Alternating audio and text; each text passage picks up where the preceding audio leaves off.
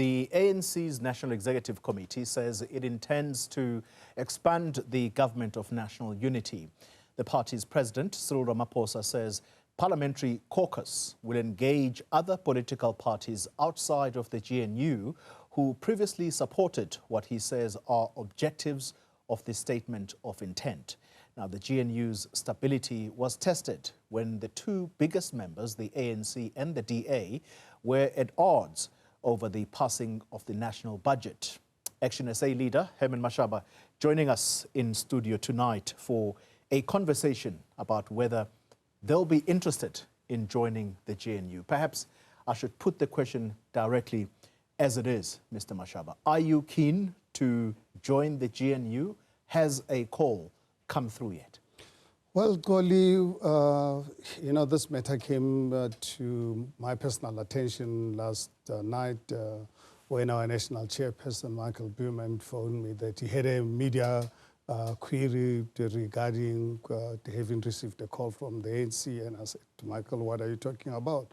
And even up to now, I was actually quite surprised this morning listening to one of the radio stations mentioning ActionSA being approached by the ANC. I can tell you, as the leader of the party, our national chairperson, and our Senate, which is our highest decision-making body of our party, we hear it from the media. So I'm not really sure. Perhaps there's another ActionSA somewhere in this country that ANC is engaged with, and obviously engaging that party through, I don't know what channels, but definitely not the party that I represent. All right, so a phone call has not come through yet. But if indeed at some point you are called as a political party to possibly join the GNU, will you join? Are you interested? I think, Koli, let me remind South Africans, if I'm a broken record, I think that let me be one, because unfortunately we owe it to South Africans as public representatives to really be as clear and ambiguous as possible. We made it clear after the elections last year when we approached to join the GNU, and we declined the invitation because we did not really see the role that we can play in a 70% government.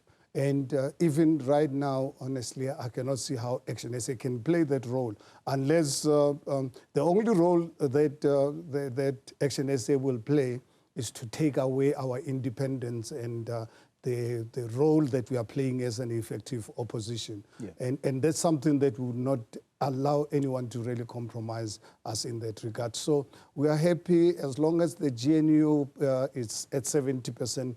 There's absolutely no reason. I want to really make it really very clear, particularly to our supporters, to know that ActionSA will not really be part of a 70% government where I think one party's the government, it's not good for our democracy here in South Africa and anywhere else in the world.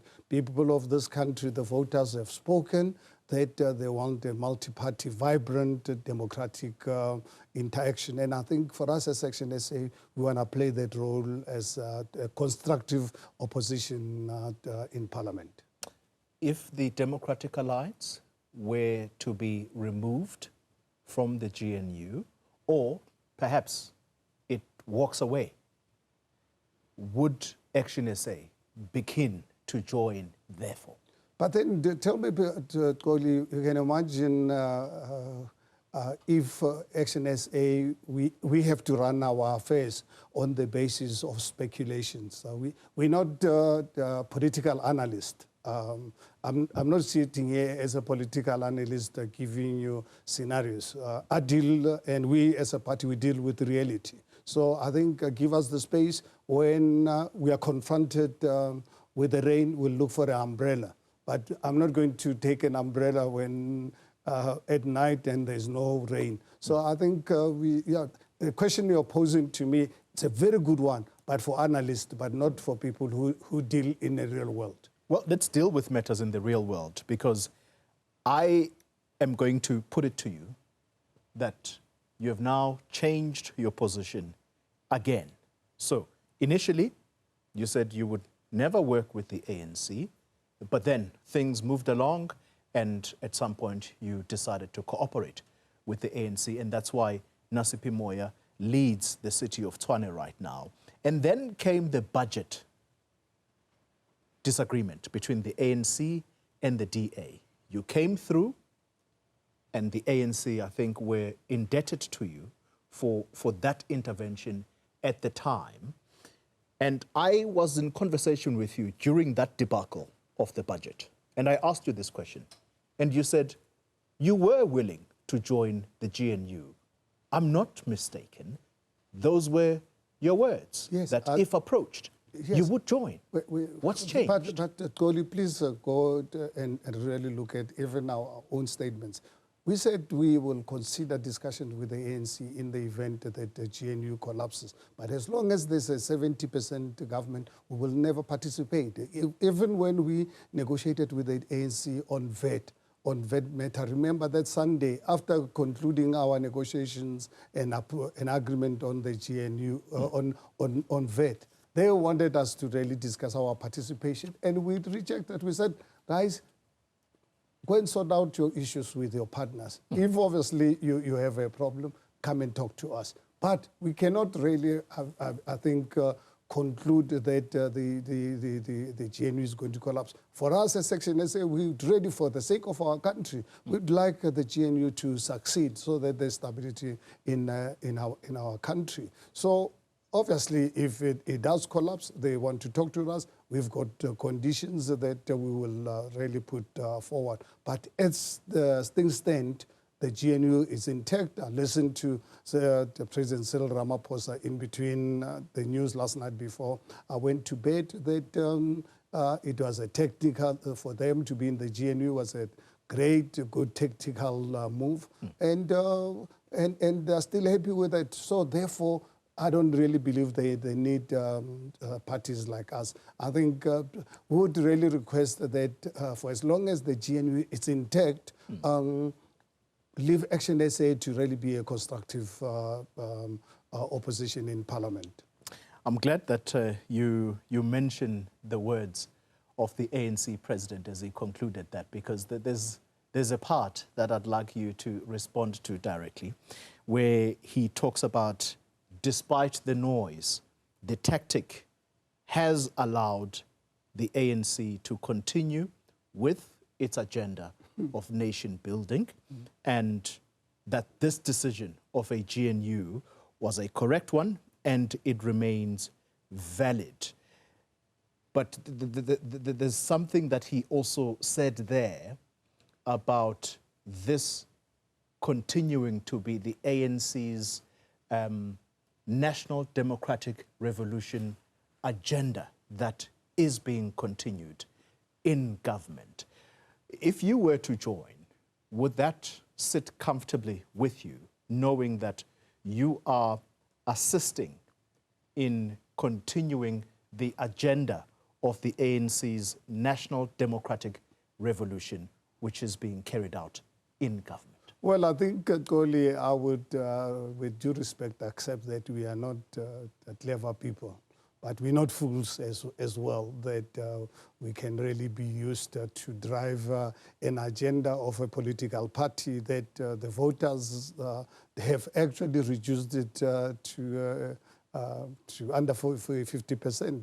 So for them to still call themselves leaders of society, for them to drive their own democratic whatever terminology that they use, and actually think that they can use us technically to do this. Yeah. Goli, please bear in mind regarding VAT, we did not support ANC on VAT. We said, as ActionSA, we are here to support and stop DA's blackmail of asking ANC to stop transformation, because transformation for us as ActionSA, it's personal.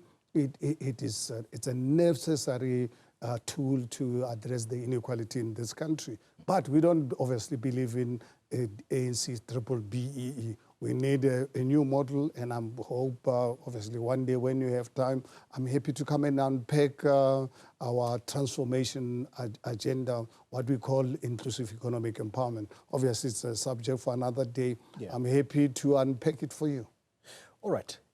Let's talk about the key objectives of the GNU as the ANC sees it.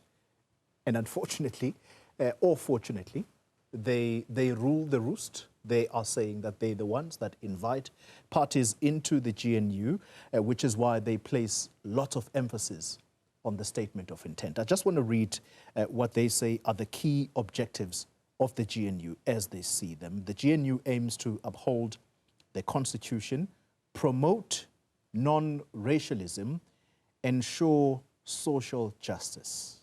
I want to underline that part. Ensure social justice and equity, maintain peace and stability, and ensure accountability and transparency in governance. I want us for a moment, just on that question of social justice. I'd like for us to listen for a moment to some of what has been happening in the country. This morning, we woke up to visuals of South Africans, and these are understood to be members of Operation Tutula, and they are preventing foreign nationals, or should we say people who are undocumented, as they believe, who are accessing healthcare in South Africa. And they're arguing that if government is not going to do it, they themselves are going to undertake it. This is a subject that I believe is also close to your heart. So I'd like for us to listen for a moment. I'm here 6 early in the morning, 6 o'clock. I'm on the line. Yeah, also I'm here yesterday. I have a small children for 1 month. I will come for vaccination here. These people you don't want to give inside for clinic. Yeah, even securities never do anything. Security also helping for Dudula. Dudula is fighting with us. I have a small baby. Healthy is not for Dudula. Healthy is for all country. Healthy. She's away from healthy us. I don't know what you're doing. I'm going now. I'm leaving now clinic. There's a particular one I was hoping the team would have found of a gentleman who has with him a mother of his child, and they are trying to gain access. And the persons blocking them are South African women who are saying, enough is enough. I'm not trying to emotionally blackmail you here, but when you think of a scene like that, is this the right way of approaching things? And whose responsibility, who should take responsibility for where we are right now? Koli, I really wish and I pray hard every day of my life not to one day find ourselves as a country where people take the law into their own hands, because then it'll be chaos. Because once you have people taking the law into their hands, then where do you stop? I don't want a situation where someone comes across totally asking you for your ID or stopping you from accessing a hospital because they suspect that you look like someone from Pakistan or whatever. I think it would really be unfortunate. And for me, I'm sure you're aware, I broke the silence of South Africans against illegal foreigners when I was the mayor of the city of Johannesburg in 2016. Before then, anyone who raised the issue of the negative impact of illegal immigration in our country was Herman Mashaba on the 1st of December 2016, and I don't apologize for it. But I was exonerated when ANC reported to me. At the time, ANC was still for illegal immigration, reported me to the South African Human Rights Commission, and I subjected myself to the interrogation and looking at what I said, only to find that everything that I said was in line with our constitution, was in line with all the laws of our country, that we cannot have a situation where for Home Affairs, for last dismally, our law enforcement agencies. So I think the ANC must take full responsibility for this, but including the current GNU, they've been running for 1 year already, and the situation is getting worse by the day. 2 weeks ago, I was in Oliven clinic there, and really, for some of us who've got medical aid, and I look at, when I got there, people recognizes me, hundreds of them, old women saying, you know, we've been here at the Mashaba from 5 o'clock, and that time must have been 3:30, somewhere like that, saying we don't know whether we're going to get help or not. Thousands of people in one clinic. Yeah. And you say to myself, my goodness, here we're a country that is dismally failing to take care of our own South Africans, but we are happy to take care of 8 billion people of the world. We invite them to come to South Africa. Are you aware, as I'm talking to you, 50% of South Africans today don't know where the next meal is going to come from. So I think South Africa, we must not try to be what we're not. It's very easy for people living in gated communities, the high halls, the private security in their homes, medical aid. Unfortunately, when illegal foreigners come into this country, they don't come to Sentinel live. They go to Alexander or they go to Soweto. When they What's go going to to solve this, Mr. Mashaba? What's going to solve this situation? I asked the Minister of Health, I think it was a week ago, whether they had made any inroads in talking to their neighbors whose citizens come to South Africa for medical services about funding that, or at least subsidizing the fact that South Africa helps their citizens free of charge in our public health care facilities. And the response was that they get told, especially in the case of Zimbabwe, that the government there says they don't send undocumented people in South Africa. Therefore, they can't be held responsible for people who come here undocumented. And that's true. I mean, it's only fair. And I think one thing that we must be very careful when we talk about illegal foreigners, I think for me, I take serious exception to this, because every time when people talk about undocumented foreign nationals, we always refer to our African brothers and sisters. We sit with people from Pakistan, from Bangladesh, from China, from every part of the world. I don't understand why all the time when we talk about foreign nationals, we make reference to Africans. Yes, Zimbabwe, because of the problems they've had with ZANU-PF over years and the war in Mozambique, naturally, you're going to have more of such people. But I can tell you, the damage that is actually created in our communities are not committed by people from the African continent. The big criminal syndicates, drug syndicates, money launderers, they not come from this. And they're living in our communities, in Alexander, in Soweto. I'm happy anytime at my own cost, I can take you to go and show you the criminality that's really happening. And the impact it's really having on our communities. And I think as South Africans, we must not shy away from having this open discussion. However, let us not take the law into our own hands. Let's remove government and try someone else. And I think if we can really learn to use our democratic right to vote politicians in and vote them out when they fail us. Unfortunately for us, we think by solving political problems is to take the law into our own hands. I can give an example which I always address in communities.